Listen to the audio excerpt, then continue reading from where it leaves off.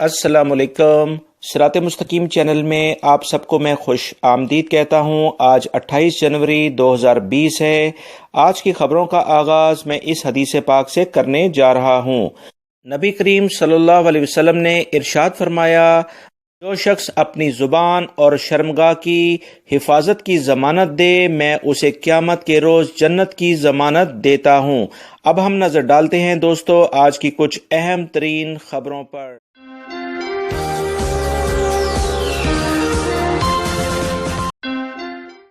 سعودی وزیر خزانہ محمد الجدعان نے کہا کہ سعودی عرب میں مقیم غیر ملکیوں اور ان کے اہل خانہ پر عائد فیسوں پر نظر ثانی کا کوئی ارادہ نہیں ہے، کیونکہ ابھی اس نظر ثانی یعنی ریویو کا وقت نہیں آیا ہے۔ سعودی وزیر خزانہ نے العربیہ ٹی وی چینل کو انٹرویو دیتے ہوئے ایک سوال کے جواب میں یہ بات کہی کہ فی الحال فیملی ٹیکس ختم ہونے کا کوئی چانس نہیں۔ اگر کوئی تبدیلی کی گئی یا فیملی ٹیکس کو ختم کیا گیا یا اس میں جو بھی کوئی تبدیلی ہوگی، اس کا فوری طور پر اعلان سرکاری ذرائع سے کیا جائے گا۔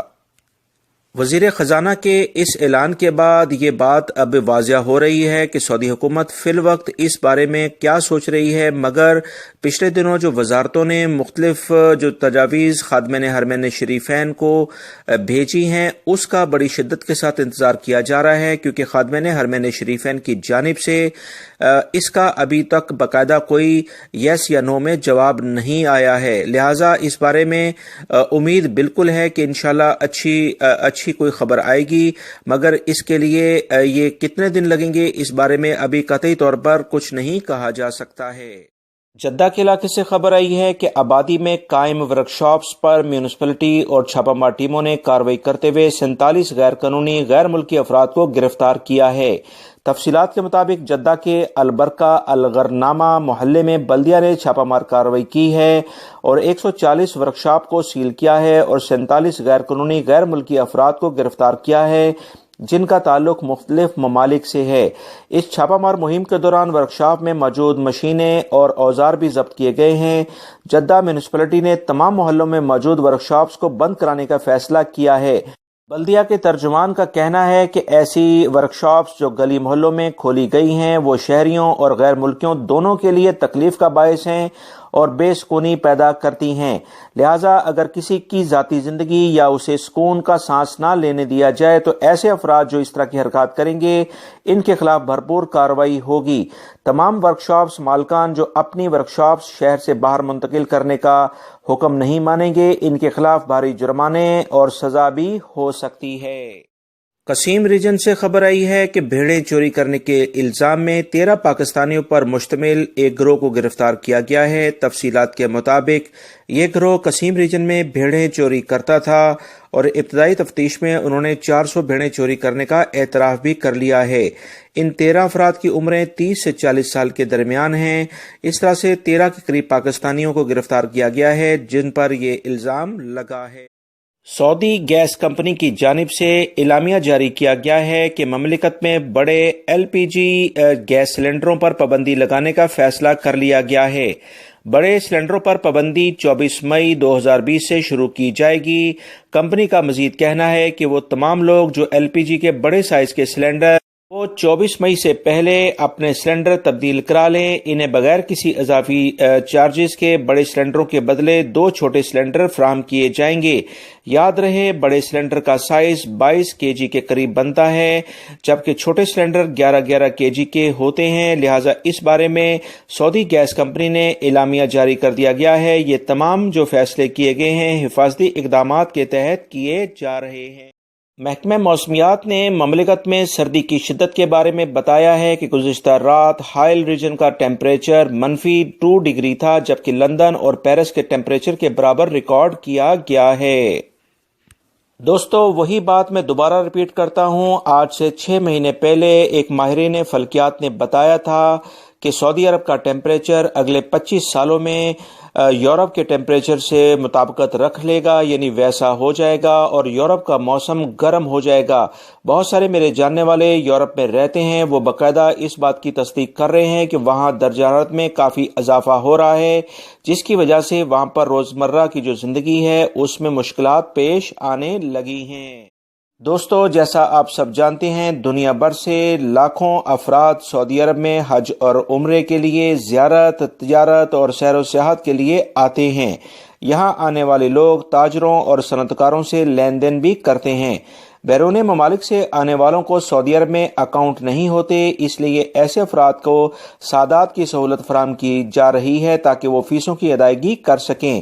اس کے علاوہ کمپنی اس بات کا بھی جائزہ لے رہی ہے کہ اس سہولت سے مملکت کو کتنا فائدہ ہوگا، لہٰذا وہ تمام افراد آنے والے دنوں میں جو کہ یہاں پر لین دین کرتے ہیں اب اپنے ملکوں یعنی آؤٹ آف سعودیہ سے بھی وہ سادات کی سہولت سے فائدہ اٹھاتے ہوئے پیمنٹ کر سکیں گے۔ مکہ المکرمہ سے خبر آئی ہے کہ مسجد الحرام کی انتظامیہ نے زائرین کی آمد و رفت میں سہولت فراہم کرنے اور مطلوبہ مقام تک پہنچنے میں رہنمائی کے لیے 514 بورڈ نصب کیے ہیں۔ حرم شریف میں داخل ہونے کے بعد اکثر زائرین راستہ بھول جاتے تھے اور کہ وہ کس سمت سے داخل ہوئے تھے اور کس دروازے سے انہیں باہر جانا ہے۔ ان مسائل کو حل کرنے کے لیے مسجد کی انتظامیہ نے ایسے بورڈ تیار کیے ہیں جنہیں جلد نصب کیا جا رہا ہے۔ ان بورڈز کو حرم شریف کی عمارت کے لحاظ سے رہنما بورڈ کے رنگ، حجم اور شکل و صورت کرائے گئے ہیں۔ یہ رہنما بورڈ عربی، انگلش اور دیگر زبانوں میں تحریر ہیں۔ یہ رہنما بورڈ صفا مروہ کے درمیان کے علاقوں، مسجد الحرام کی تیسری سعودی توسیع والے حصے، مطاف اور طہارت خانوں کی طرف لگائے گئے ہیں۔ جازان ریجن میں 4 کمشنریوں میں کام کرنے والی میونسپلٹی میں 36 ملین ریال کی کرپشن کی تحقیقات کا آغاز کر دیا گیا ہے۔ محکمہ انسداد کرپشن نے میونسپلٹی کے سربراہان، اہلکار اور کارکنان سمیت حکومتی منصوبوں پر کام کرنے والے بہت سارے ٹھیکیداروں کو بھی گرفتار کیا ہے۔ تفتیش کا آغاز کر دیا گیا ہے۔ ان گرفتار افراد میں فرضی منصوبوں کے علاوہ اختیارات سے تجاویز، غبن، جعلسازی اور رشوت خوری کے الزامات عائد کیے گئے ہیں۔ ان افراد کی جعلسازی کی تفتیش کے لیے جازان کے سابق میئر کو بھی گواہی دینے کے لیے بلایا گیا ہے۔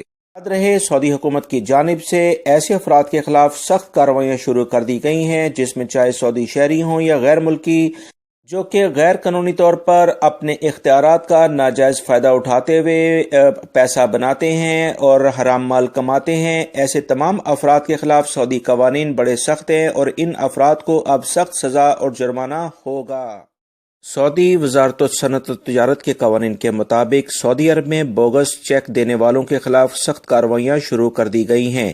اکاؤنٹ میں رقم نہ ہونے کا علم ہونے کے باوجود چیک جاری کرنا قانونی طور پر جرم تصور کیا جاتا ہے۔ ایسے جرم میں ملوث افراد کو قید اور جرمانے کی سزا سنائی جاتی ہے، جبکہ سزا کا تعین چیک میں درج رقم کے مطابق کیا جاتا ہے۔ وزارت تجارت کے کمپلین سیل کو بہت سی شکایات موصول ہوئی ہیں کہ تجارتی جعلسازی کے مترادف یہ تمام جو اس طرح کی حرکات ہیں وہ کنسیڈر کی جائیں۔ وزارت تجارت نے مختلف شکایات پر افراد کے خلاف کارروائی کی ہے جنہوں نے تجارتی جعلسازی کرتے ہوئے بوگس چیک جاری کیے۔ ان 10 افراد پر 30,000 ریال تک کا جرمانہ اور 1 ماہ سے 5 ماہ تک کی قید کی سزا کا حکم سنا دیا گیا ہے۔ اس کے علاوہ ان افراد کی تشہیر یعنی پبلسٹی مقامی اخبارات پر انہی کے خرچے پر کی جائے گی، کیونکہ ایسے افراد جو دوسروں کے ساتھ جعلسازی کرتے ہیں ان کی تشہیر کرنا بہت زیادہ ضروری ہے تاکہ دوسرے لوگ باخبر ہو سکیں۔ دوستو، جیسا آپ لوگ سب جانتے ہیں کہ سوشل میڈیا مختلف سماجی اور گھریلو ویڈیوز کو وائرل کرنے کی آماجگاہ بن چکا ہے۔